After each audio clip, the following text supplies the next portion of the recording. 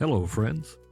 Come on in, pull up a rocking chair, and sit with me for a spell. Hi, I'm Bobby Awtrey, coming to you from my back porch here in beautiful Savannah, Georgia, where the creek moves slow, the breeze carries the stories of yesterday, and there's always room for one more rocking chair right here beside me. You know, when you live long enough, you begin to realize something. Life is made up of stories. Some are funny, some are a little embarrassing, and some teach us lessons we didn't even know we needed. But every now and then, when you sit back and really look at it all, you can see how God quietly walked beside you the whole way. So today, I want to share one of those stories, a memory from the road behind me that just might make you smile, and maybe it'll even remind you of a story from your own life. So settle in, take a deep breath, and enjoy a few minutes here on the porch, because this is Stories and Tall Tales from my back porch rocking chair. You know, I was driving in the car the other day and happened, for whatever reason, to hit the tune button on my radio.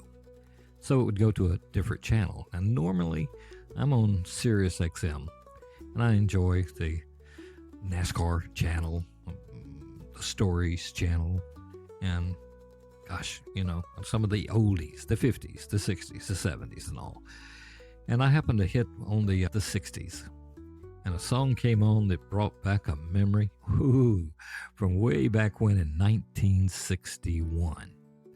You see, the way people listen to music back then is kind of a little bit different from the lyrics and the things that we listen to today.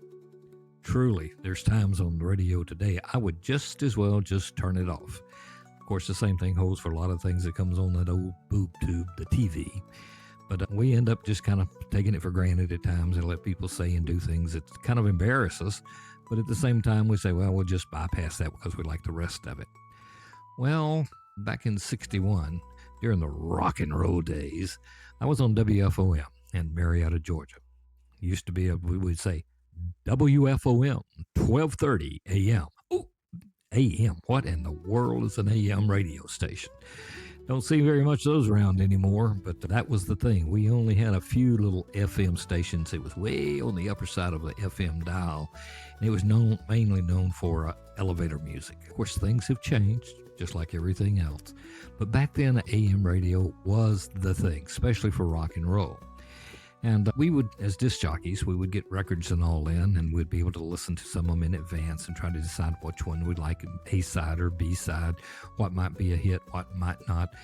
And sometimes it got a little interesting with some of us behind the scenes as we listened to these, and the station director always had the last say as to what we would play or not play. But in this one particular instance, just like the song that came on here in 2026, kind of surprised me all of a sudden because it brought these memories back. But let me tell you about it. The song, well, it's kind of a legendary piece of local Georgia radio history. In 1961, there was a song that came out. It was called Little Egypt. Little Egypt, Yin Yang by the Coasters. And it was climbing the charts. WFOM disc jockey Red Jones orchestrated a publicity stunt that doubled as a morality check for the local audience. So let's back up. Again, back then, things that you could say on the radio was pretty well limited. If you said any dirty words, cuss words, anything that was kind of provocative or whatever, chances are somebody's going to tell the station manager, and somebody's going to get called into the office, and somebody's going to get a slap on their hand, if not more. And again, the FCC back then, because we did have to go and get a FCC license to be a disc jockey back then. That's right, just to be able to turn the turntables, give the commercials. But the biggest thing is being able to turn that transmitter on at 6 o'clock in the morning. And it would be on till about midnight. And at midnight, as I had that shift, there was a lot of times where, again, we just play the national anthem and hit the button. And then all you get is static until it comes on the next morning. Things are a little bit different these days. Well, the same thing was with the songs and all that we had. And we'd be playing along, and all of a sudden, this song, Little Egypt, came along. And when Little Egypt first came out, we got some calls to the radio station. Don't you be playing that on the radio. I don't want my kids to hear it. Of course, that made us young teenage disc jockeys a little fired up. We're going to play it more. And so we would play it, and again, the phones would light up, and calls would go to the station manager. And next thing you know, there was kind of a heated debate behind the scenes as to what to do. It was kind of a catchy tune, and it was going in some of the bigger markets. The song was being up on the charts, and gosh, what do you do? What do you do? So we decided, or Red Jones orchestrated it, a publicity stunt. The WFOM trial of Little Egypt.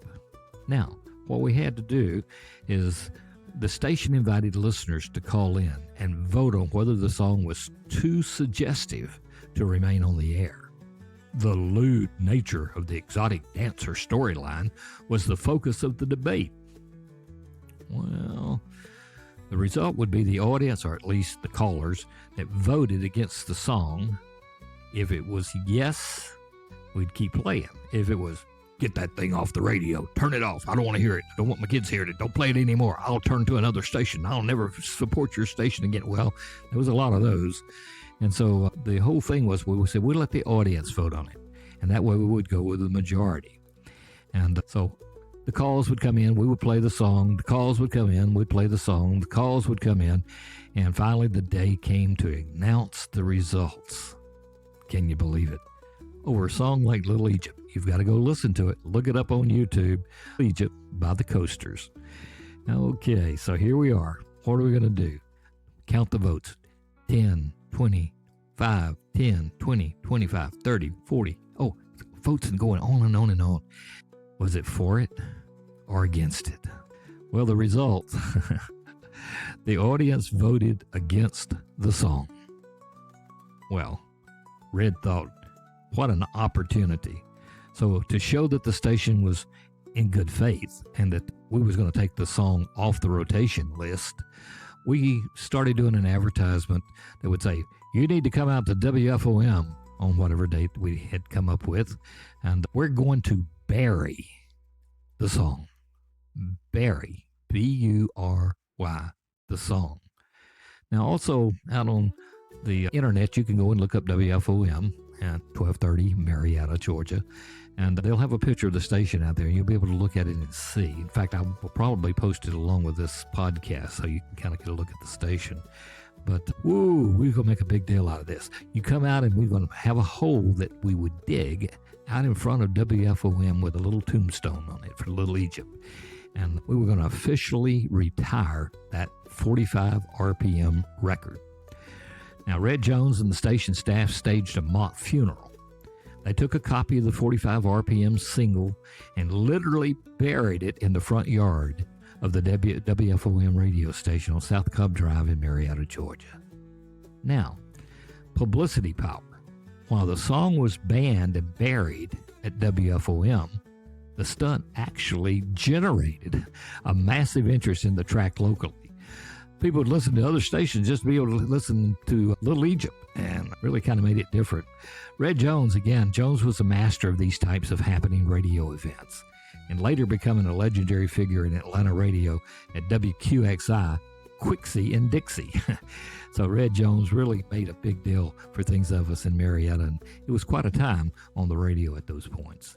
The site, for years, longtime Marietta residents and radio fans have pointed to the old WFOM location as the final resting place of that specific little piece of 45 vinyl. This event is often cited by Georgia radio historians as a classic example of the top 40 promotional stunts that defined the era of the 60s. And I happen to be a part of that way back when. I don't think Red would let us play the songs that we're hearing today. Most of them, with the lyrics and the tunes and all, would be just a little bit off of his approval list. But that was the way it was back in 1961. Wow, what a time it was. But let me tell you another story. Let's look back in that old time, thinking of songs and thinking of music. Those of you that know me personally know that truly, and again, I love gospel music. I grew up on the rock and roll and love it, and like to go to all of the different events I can whenever the oldies but goodies are playing. But back then, it was just an awesome time. But as I grew through the time, I went from rock and roll to country, and country was a little bit different than we have to modern country of today. It was truly the Hank Williams days. And from there, we went actually to WBIE, which was a elevator music type thing with, let's see, who was the station manager back then? Gosh, Don Scott. Yeah, there we go. See, it does come up. Radio's changed and the way we look at things. But music as a whole, everybody loves some type of music, some kind of genre that they enjoy. Well, let me tell you a little bit about our gospel singing group that we had over the years. Again, I would go and I'd be an evangelist, and I'd be able to go and preach, be able to go and talk, those type of things, be the MC for the night. And then my mom, my sister, my aunts, which were twins, Laquita and Awita, along with Laquita's husband, Tony. And we had my brother, Buddy, would come and play drums for us at times. And some of the musicians would kind of swap in and out. But the vocals and all were generally, again, my mom, my sister, and my mom's sisters, my twin aunts, as I always like to call them, Laquita and Awita. But we would go from church to church. Again, we would have a program on the radio in WYNX in Smyrna, Georgia. And we would be on Saturdays, and at the end of it, would always give the name of the group and the way to get in touch if you wanted to book us to go to your church. Well, Patsy, wife, she would always take the bookings and all. And we would go to these various churches. On this particular occasion, we were going to a church up in Mapleton, Georgia. And we were up there and had to go across railroad tracks to get out to it. And we were there and setting up and doing all the things. Well, as you travel around, whether you're a gospel group, a rock group, a country group, maybe even just a local jive band, everybody gets what they call groupies, or people that like to follow them from place to place. That makes you feel good to know you got people that actually like what you do and be able to follow along. And so I've got many stories you're going to be hearing over the upcoming weeks of different events like this, of things that we would do and things that would happen when we would go. And particularly when I would be out doing a live broadcast for the station, and then all of a sudden go into the gospel music and be able to be there with the group and be able to sing and do all the things that they did. But again, as I mentioned, we never knew that who was going to be there to help play lead guitar, bass guitar. Laquita, she always played the keyboards. And then we would have some people come, like my brother, that would play the drums. Well, we had one particular individual that was good friends with the twins, my twin aunts, Laquita and Awita. Again, got to remember, I always call them my twin aunts. And so there we were. We were setting up and playing, and one of our groupies, one of the ones that always liked to come along, he also had a talent. He liked to play the drums, and he would show up, and just in case we needed him as a fill-in, or if we would just let him play a few of the songs with us, he would always show up at the church. And so it was nothing unusual that night as we were singing and ministering to the people, and just everybody was having such a good time, and the spirit was just awesome. And all of a sudden we saw come in the back door Jimmy. And Jimmy come over and he sat down up on one of the front pews to the side, and we knew what Jimmy wanted. And so we continued with the songs, and in between we've had a set and everybody was going to get refreshments. Jimmy came over and said, "Oh, I came, please let me play the drums just for a couple of songs. I only got a few minutes. I was coming from work and I had to stop by, and I knew y'all were here and I just had to be a part of it." Okay. So the twins and my mom and sister and all, they agreed. And so Jimmy got up and he got on the drums and played a little bit and got into tune, and everybody came in. We told him the songs that we would have. So he played the drums, and we played 4 or 5 songs and came to the end of the set. And so we was getting ready to have prayer and all. Somebody came in from the back door, and they happened to ask us, whose hearse is this out here? A hearse? Didn't know. Jimmy said, "Oh, that's me. I'll be out in just a minute." And the person in the back said, "Well, I think you need to come back here for a minute." So Jimmy said, "Well, okay." And so we all kind of finished up, had prayer, and we walked out on the porch, and here's this hearse sitting out there right in the front of the church, and in the back, he had left the light on, and there's a casket in there. Well, you see, Jimmy, he worked part-time for the funeral parlor. And one of his jobs was to, when someone passed away at home, unless it was, again, with extenuating circumstances, as long as it wasn't any police involved, all it was somebody that ended up actually passing away at home, generally of old age or of some kind of disease that they might have had over a period of time and was brought to rest. Well, Jimmy's job was to go and pick up the body and carry it back to the funeral home for the preparation and so forth. Well, it just so happened the person that had passed away lived not too far from the church where we were at, and he knew it, so he went and picked up the body, and he came and he parked outside the church because he knew it'd only be a few minutes, and so he come into the church, and there he was playing drums with us. And here we were, not knowing that the hearse was out there with a body in it. And so we all go out on the porch, and we're all looking, and Jimmy said, "Oh, it's no big deal. He's not alive. We checked before we put him in the box." Folks, that's not a good thing. Look back at it, we was all like, what in the world were you thinking, Jimmy? And I have to admit, it was just one of those situations that you want to tell when you're sitting on a back porch in a rocking chair, reminiscing about old times, about the time that you was at a church, and there was a corpse out front. One of the little stories from the past. There's many of them. I hope you enjoyed today's broadcast, and we're looking forward to being back real soon. And don't forget, there's always room for one more.